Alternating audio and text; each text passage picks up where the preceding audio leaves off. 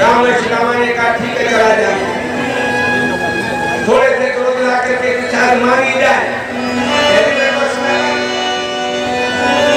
अरे द्वारिका जाओ जो द्वारिका जाओ आंखों में आम यही हर खान। द्वारिका जाओ जो द्वारिका जाओ जो आंखों में आम यही हर खान।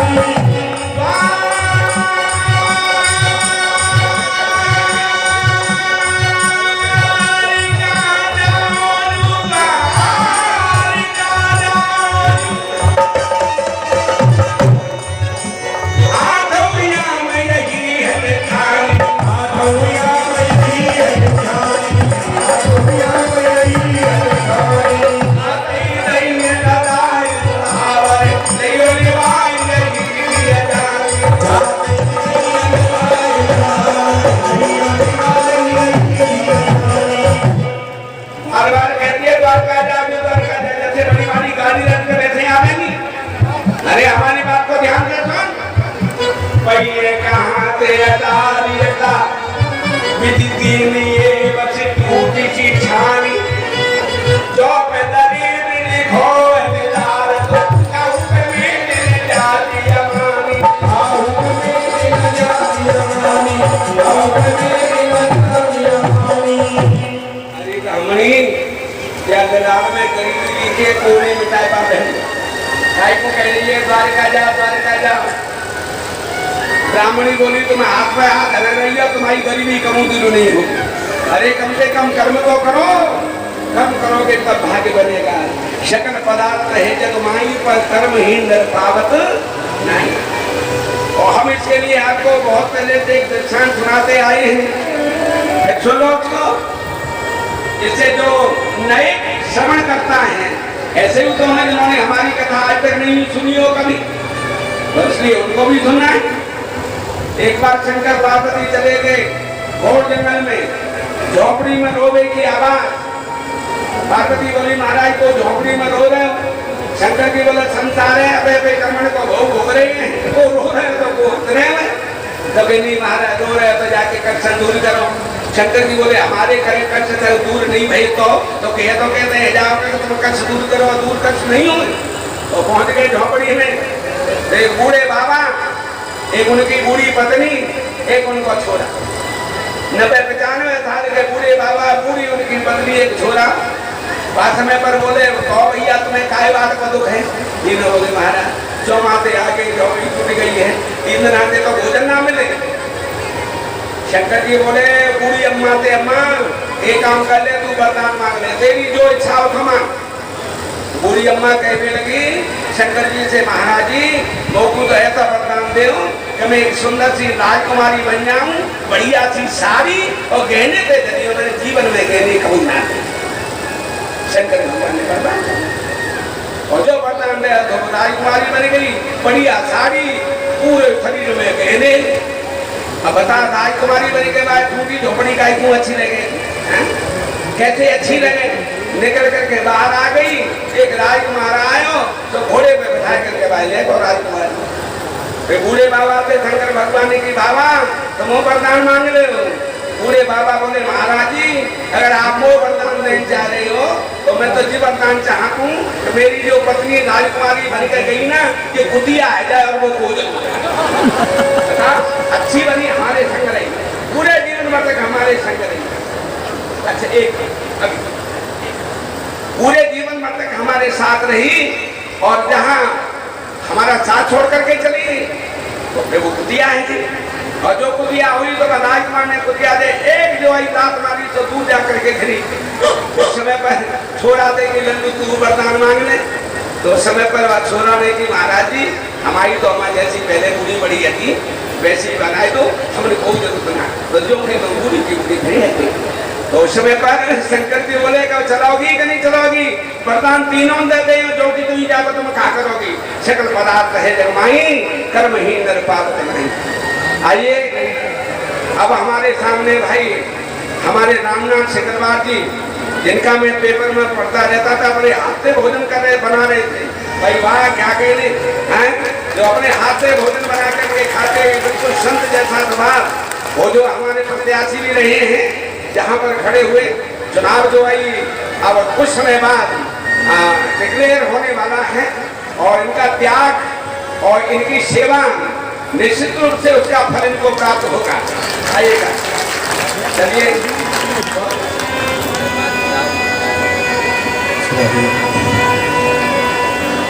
सुदामा जी वहाँ से चल दिए और चलने के बाद में अपने भाग्य को कोसते हुए चले जा रहे हैं। अरे सब जन्म बीत गयो टोटे में मेरो ऐसो नसीब, मेरो ऐसो नसीब। सब जन्म बीत गयो टोटे में मेरो ऐसो नसीब, मेरो ऐसो नसीब। सब जन्म बीत गयो टोटे में मेरो ऐसो नसीब, मेरो ऐसो नसीब। सब जन्म बीत गयो टोटे में मेरो ऐसो नसीब, मेरो ऐसो नसीब।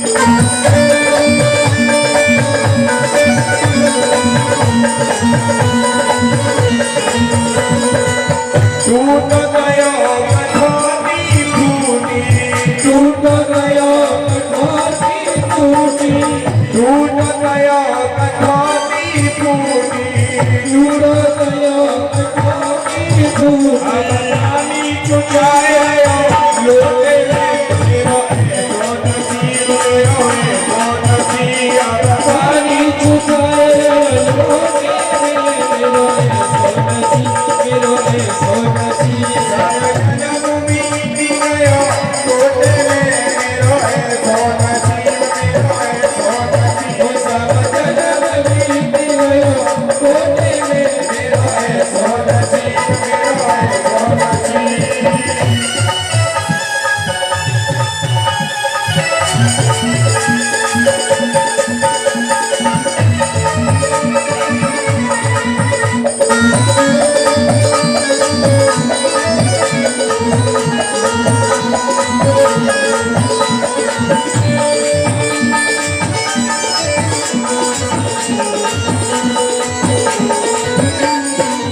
टूटी घाट पुरानी पाटी, टूटी घाट पुरानी पाटी,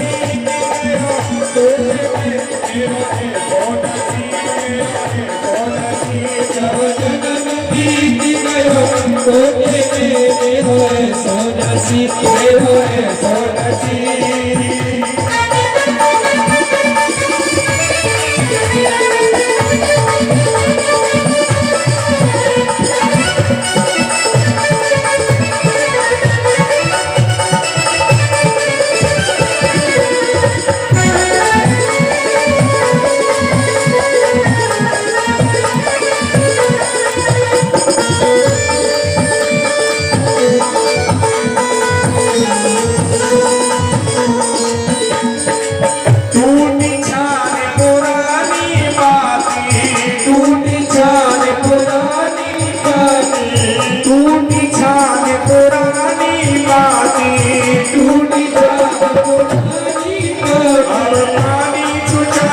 पाटी। नींद न आवे झटोले में मेरो ऐसो नसीब, मेरो ऐसो नसीब। नींद न आवे झटोले में मेरो ऐसो नसीब, मेरो ऐसो नसीब। सब जन्म बीत गयो टोटे में मेरो ऐसो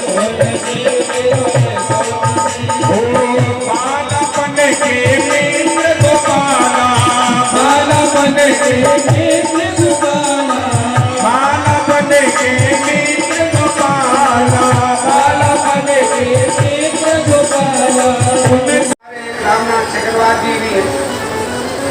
जिन्होंने आखिर संभाल लिया अपने, मैंने भले 6 दिन नहीं आए, 7वें दिन तो आ ही गए।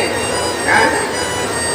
ऐसे ही अनेक जो हमारे भक्त हैं जो आज आए हैं, 6 दिन नहीं आए, पर कोई बात नहीं, 6 दिन की भी पूर्ति आपकी हो गई 7वें दिन, तो आपने 7वें में आकर के भगवान के सामने अपनी हाजिरी दे दी। चलिए आइएगा। सुदामा जी बोले अब ठीक है, ज्यादा जो भाषण मन दे, ये मत कहे कि ऐसे ही हाथ पे हाथ धरे बैठे रहो। भाग्य में जो है ऐसे थोड़ी होता है, कर्म करना पड़ता है तब भाग्य बनता है। इन प्रवचनों को मैं भी जानता हूँ, पर एक बात पता है, 5 सुपारी तो देख विचार के भेजी को 4 में चामर दे रहे काहे तेरे पास। बड़े बड़े राजा महाराजा भेंट ले करके आते, जिनको स्वीकार नहीं करता, तेरे घर में क्या है उसके देने के लिए। ब्राह्मणी बोली बात जाई करे, इतना झगड़ा करे, दौड़ करके गई 5 घरों से 5 बोटी चावल लेके आई, एक एक घर से। भैया एक ही लगते ले आवती 5 बोटी चावल, तो 5 घर का ही हो गई। इसलिए गई कि उसे मालूम था कि प्रत्येक के घर जाऊंगी, काऊ के यहाँ भात के मिलेंगे, काऊ के यहाँ खीर के, और प्रभु जब देखेंगे उन चावलों को और बाबे खीर और चावल खीर के भात के होंगे, तभी समझ जाएंगे कि जो भाभी न ना भेजे मांगते नहीं।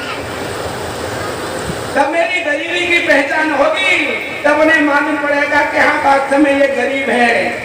एक गड्ढे लाऊंगी तो वो तो एक ही तरीका के दे देगी, इसलिए 5 घरों से मुझे लाना है। 1 किलो 1 मुट्ठी चावल लेकर के आई, फटी स्वापी सुदामा जी 50 छेद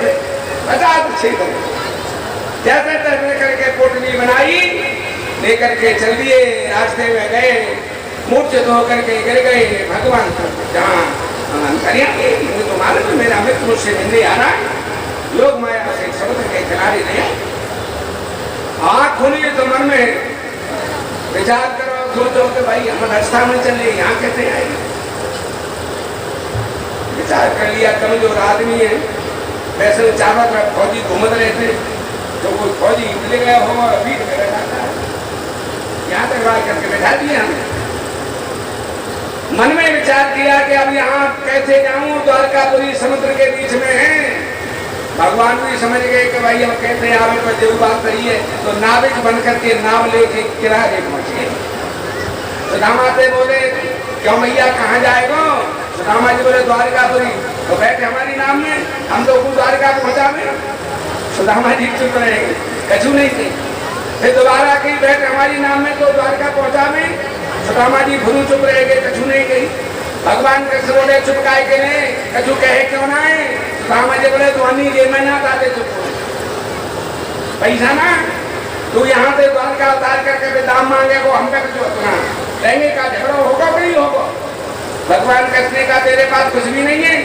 सुदामा जी बोले हाँ है, लेकिन जो मेरे पास से तू नहीं लेगा, अगर तू क्या अपना खाक भाई भी नहीं लेता है, चाहे कितना भी प्यारा हो। भगवान कृष्ण बोले भैया ऐसी का तो खाक भाई ना ले, तो तुम प्यारो वो ना लेता है, कौन ना लेता है, ये तो हम लेते हैं। और तेरे पास कहा है। सुदामा जी बोले ले लेगो, बिल्कुल लूंगा। सुदामा जी बोले तो गरीबी है, गरीबी है। भगवान कृष्ण का चलते भी गरीबी थी। अरे जब भगवान सामने आएगा तो मैं काहे की गरीबी, शंभु जीव हो कोई कभी जन्म कोटि अगनाश हो, तभी नाव में बैठा करके पहुंचाया। द्वारका में छोड़ करके अंतर ध्यान हो गए। सुदामा जी बोले खैर एक बात है, द्वारका में भलीमान आदमी नहीं, देखो नाव में बैठा के यहाँ तक पहुंचाए तो दाम मांगी ना, एक छोरा मिल गया। तो बापू बड़ा लाला इधर आइयो, गाने आके पहले तो पैर छुए। सुदामा जी ने आशीर्वाद दे दिया, आयुष्मान करो, सुखी रहो बेटा, खूब आनंद करो। फिर कृष्ण सुदामा जी बोले लाला, तो कृष्ण भगवान को महल, कृष्ण को महल कौन था हो। और छोना ने कि महाराज जी हमारे प्रभु को पूरा नाम ले, अधूरो नाम मत ले। सुदामा जी बोले पूरा नाम का है। छोना ने कि हमारे प्रभु का नाम है श्री कृष्णचंद्र। सुदामा जी बोले खैर क्या तो हम जानते कि दाम ज्यादा है, या तो नाम बढ़ गया, दाम ज्यादा है या तो नाम बढ़ गया है। हम तो बातें करते ही करते कहते रहते। अब भैया तक नहीं होगी चंद्र पैसा बार है ना, जा वजह से आगे बढ़े। दूसरा छोरा वाला बातें की लाला श्री कृष्णचंद्र का महल कौन था है। अरे महाराज जी हमारे प्रभु को पूरा नाम लो, अधूरो नाम मत लो। सुदामा जी बोले तो ऐसा नहीं हो कि तू अच्छा जन इनके रचना में पूछी और कनो लंबो नाम ने बढ़ जाए कि तार लेप तो गारम गालू कहने भैया कहा नाम है तू बता। उसी समय पर उसने भी बता दिया कि उनका नाम है श्री कृष्णचंद्र आनंद कंद। सुदामा जी बोले जमा आनंद कंद और बढ़ गए हुए चलो खूब आता आनंद कंद नो तो ध्यान बनी रहेगी। तीसरे से पूछा मैं महाराज जी पूरा नाम ले कहा नाम है पूरा तो मैंने बता दिया उनका नाम है श्री कृष्णचंद्र आनंद कंद सच्चिदानंद खंड। सुदामा जी बोले चुप है जा बहुत मानी के भूल गए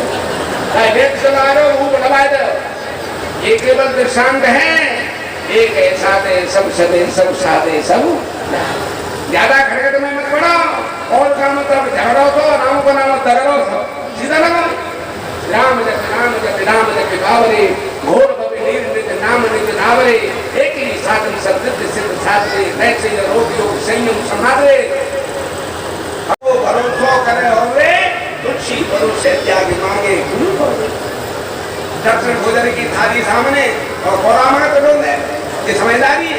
राम नाम दीप धन की देवी बात तुलसी भीतर बाहर जो चाहे हो जाए राम नाम को अपने अंदर रखो अंदर भी प्रकाश करेगी बाहर भी प्रकाश करेगी लेकिन मनुष्य उसका जाप चलिएगा राम नाम का तभी उसका प्रकाश होगा। दिखावा नहीं वास्तविकता दिखावा नहीं होना चाहिए। दिखावे से संसार को प्रभावित किया जा सकता है लेकिन जब वास्तविकता अंदर होती है भजन करने की तो परमात्मा प्रभावित होता है।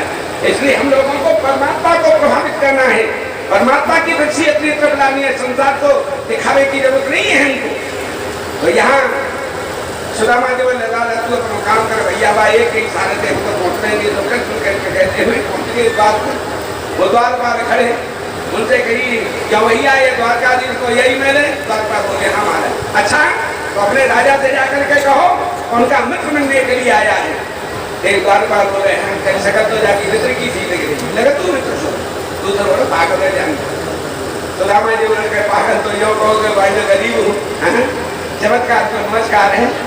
आज कोई व्यक्ति ये कहे हमारे अंदर मानवता है ऐसी मानवता है कोई मानवता किसी के अंदर नहीं है। सब चमत्कार को नमस्कार है। धनवान व्यक्ति की पूजा है आज के समय में धनवान व्यक्ति की कौन गरीब को पूछता है। किसी के पास अगर पैसा नहीं हो और गरीब के समय पर अपनी बेटी की शादी कर दे तो वो गरीब घर में ही जाएगी कि नहीं जाएगी। वो अपने भाग से भले ही पैसे वाली हो जाए लेकिन वो बेचारा तो धन की कमी है तो गरीब घर में ही तो करेगा और इसके बाद में फिर हो जाए पैसा और पैसे की ताकत से वो अमीर के घर में अपनी बेटी की शादी करते दूसरी वाली की और तीसरी बेटी की शादी जब आवे दोनों मेहमान नौते जाए एक अपने साइकिल पे आवे और एक बढ़िया 4 पहिए की गाड़ी में आवे। बताओ कौन सी की खातिर ज्यादा होगी किसकी खातिर होगी ज्यादा।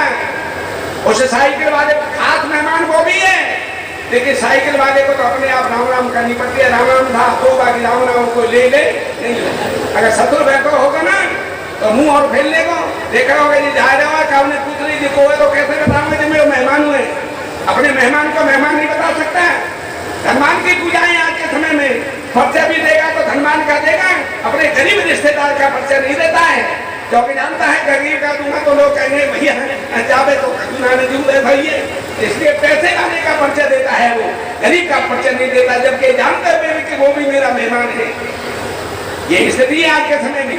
वो 4 पहिए में बैठ करके अगर जो है मेहमान आए सब घर जो है भागे को सब सौदा उठा के ले जाएगा सोफा पे बैठा रहेगा और भागे बाद में अगर बिजली नहीं होगी तो पंखा हाथ को लेकर मेहमान के ऊपर और कोई पूछे या नहीं पूछे तो वो अपने आप बता रहे तुम्हें जानते जी कोई हमारे बम्बई का ही मेहमान है बता तुम जिनू ना जान तो वहां बेचारे की का हुआ कौन है कि जाना भोजन करे मेहमान वो है लेकिन सम्मान धन का है सम्मान पैसे का है। आज के समय चमत्कार को नमस्कार है। इसलिए जो सुदामा बैठ करके कह रहा है अरे सुदामा तेरे भाग में कृष्ण दर्शन लिखा नहीं है।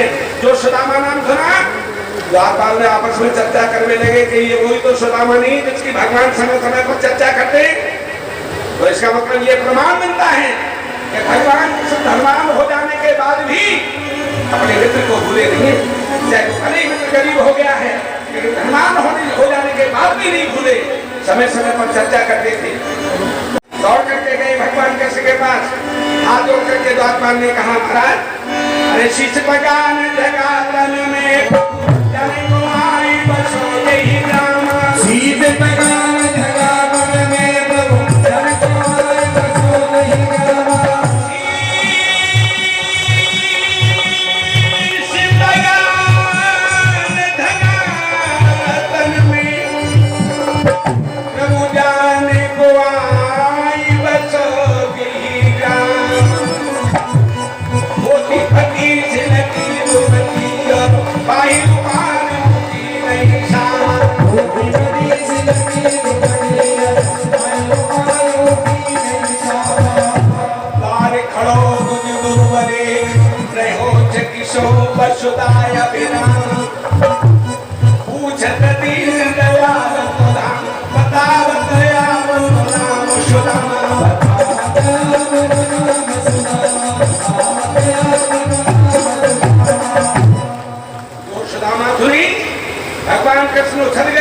ध्यान से सुनना इस कथा को।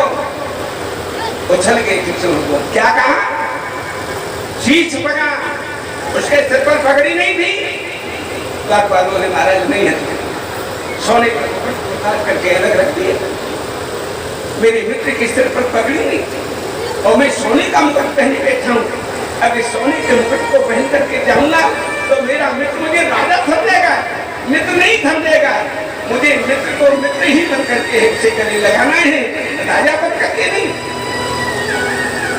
फिर नीचे पैर में पढ़ाई नहीं आती माने पढ़ाई अपनी जड़ी हुई जो है जूतियों को, जो इसमें मखमली जूतियां हमको फेंक दिया नंगे पैरों भागे।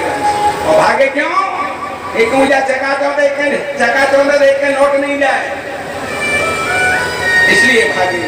आज का बड़ा आदमी कौन कहा जाता है मालूम?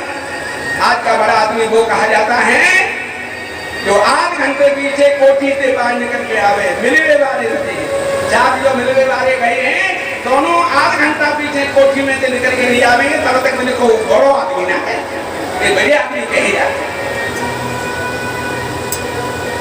समाज में अगर सम्मान और आदर चाहना है, हम नेताओं से भी इस बात को कहते हैं, पद के प्राप्त करने से पहले जो आप भाव बनाते हैं जनता के बीच में, सबके पास जा करके हाथ जोड़ करके निवेदन करते हैं, पद को प्राप्त करने के बाद भी उसी प्रकार का स्वभाव आपका बना देना चाहिए। आप समाज के बीच में जाएं, जाकर के जैसे आपने पहले उनके हाथ जोड़े, उसी तरह से हाथ जोड़ करके सदैव उनके बीच में जाकर के उनकी समस्याओं को सुनो, उनके कष्टों को देखो और उसे निवारण करने का प्रयास करो।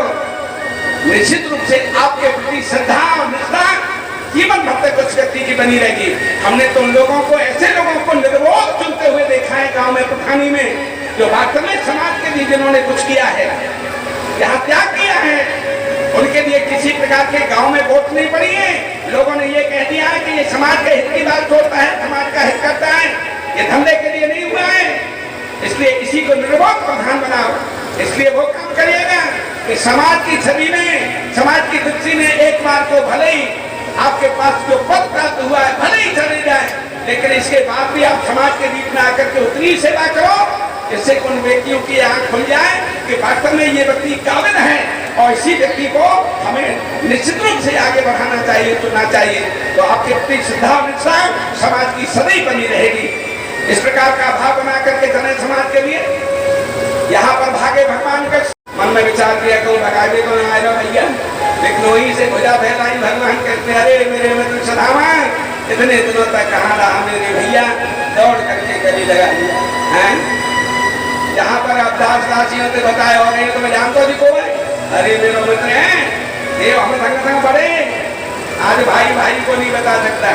एक भाई अगर गरीब हो जाए ना तो समय पर बड़े आदमी में अगर बैठा हो बड़ा भाई जो पैसे वाला है, और भैया अगर पहुंच जाए मेरे को चले बधन में तो बड़ी भारी संकोच लगेगा, कहे तो कभी पावे को नहीं और मन में मुझे सोचे हो मुझे पूछ नहीं लेंगे जो को है तो कैसे बताऊं मेरा भैया है। और खाऊ तरीका से खाऊ नहीं पूछी तो घर जाकर जरूर डांटे को देख ऐसे कपड़े से मेरे पास में बतिया गए। अगर काऊ ने पूछ ली जो को है तो कैसे बताओगे जो मेरा भैया है। तो जब तुम्हें संकोच लगता है कहने में कि मेरा भाई है तो उसे ऐसा ही क्यों नहीं बना देते, अपने समान बना करके चलो ना।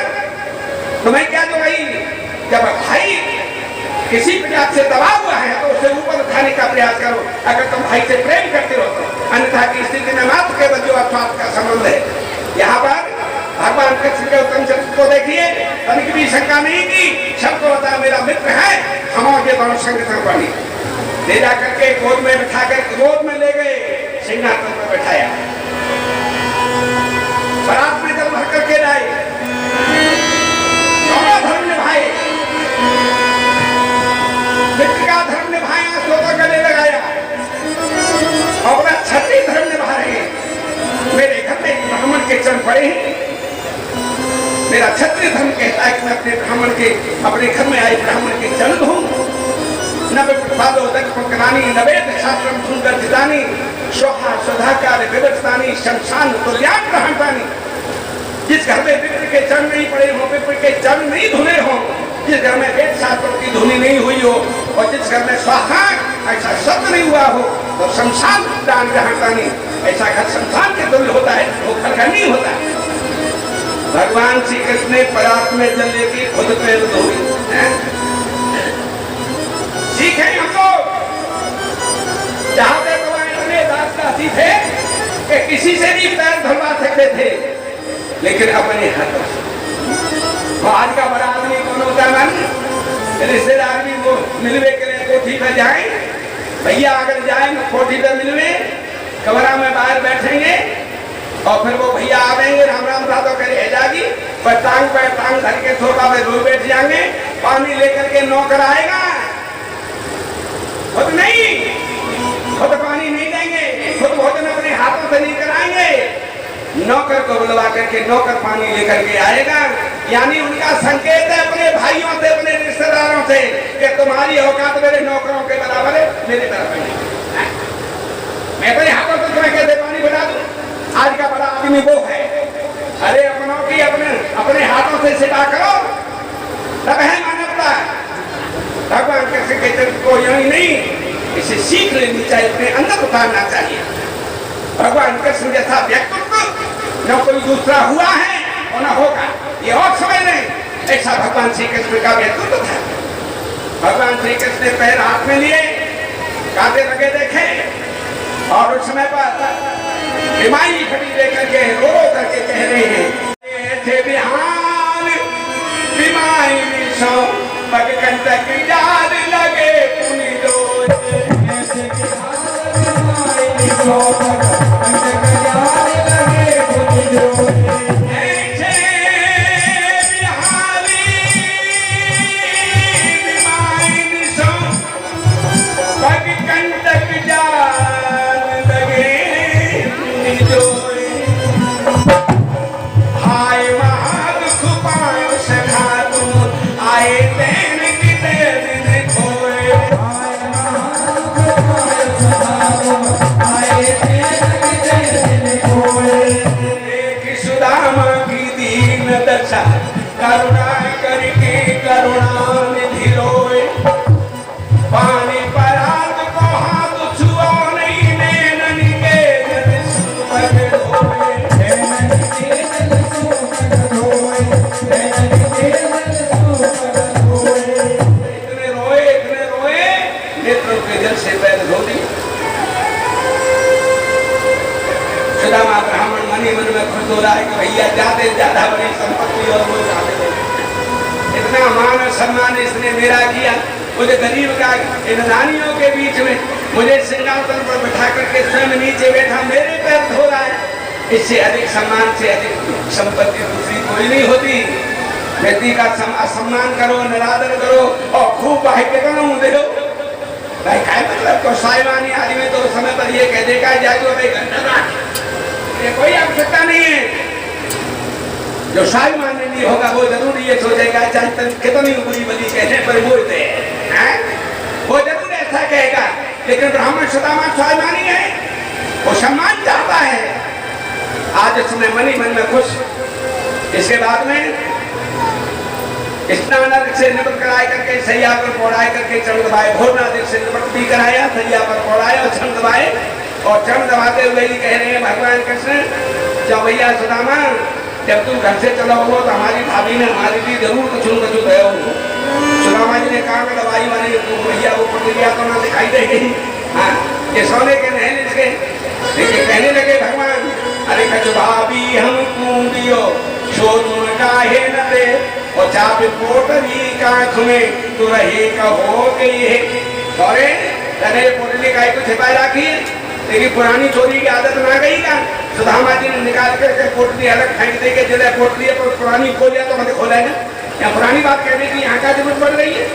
पोटली सामने लेकर के जैसे ही खोली तो उसमें भात के खीर के चावल, समझ गए भाभी घर से नहीं भेजी है, भाभी ने पड़ोसन से मांग करके लाई है। हरी गरीबी मन को चबा जाए। एक मुट्ठी चावल लेकर के मुंह में डाले, विश्वकर्मा को आज्ञा दी एक लोग। अब विश्वकर्मा ने मन में सोचा कि जिसका पति ऐसा है, जो पति ऐसा है इसकी पत्नी कैसी होगी, जो भगवान इसे बताइए इतना सम्मान दे रही है। तो जाकर के सुशीला से कहा हम तुम्हारा महल बनाने आए हैं, सुशीला बोली मेरा ही महल बनाने आए हो कि बकलवाई को? कि बिल्कुल बकलवाई को नहीं बनेगा, जाके तो झोपड़ी देगी, तुम्हारा बनेगा। सुशीला ने की तो एक काम करो, तुम लौट जाओ, मेरी तो झोपड़ी ठीक है, कम से कम झोपड़ी वाले से प्रेम तो करेगा। अगर मेरी जो है महल बन गए तो झोपड़ी वाले मुझसे ईर्षा करेंगे, मोट का बैठन नहीं देंगे, या देवो मुझसे बच्चा को या दे वो तुम्हारी नहीं। विश्वकर्मा ने की तो तुम कहा चाहते हो? कहा जी चाहते हैं कि हाँ महल बना तो पड़ोसी को बने, इनको बने। प्रशंसा की विश्वकर्मा ने कि जैसा पति है भारत में ऐसी पत्नी है, ये सबका भला चाहते हैं। सर्वे भ्रम सुखना सर्वे संतनामया, ये सिद्धांत व्यक्ति का होना चाहिए। दूसरी मुट्ठी तीसरी मुट्ठी चावल खाने के लिए हुए, उसी समय रुक्मिणी ने हाथ पकड़े। अरे हाथ पकड़े हो कमला को न दिखा तुमने चितधारी, हाथ गयो प्रभु को कमला को न दिखा तुमने चितधारी। बोले खाए मुट्ठी दुई दीन कियो तुमने दुई लोक बिहारी। नंद खाए मुट्ठी दुई दीन कियो तुमने दुई लोक बिहारी। आई मुट्ठी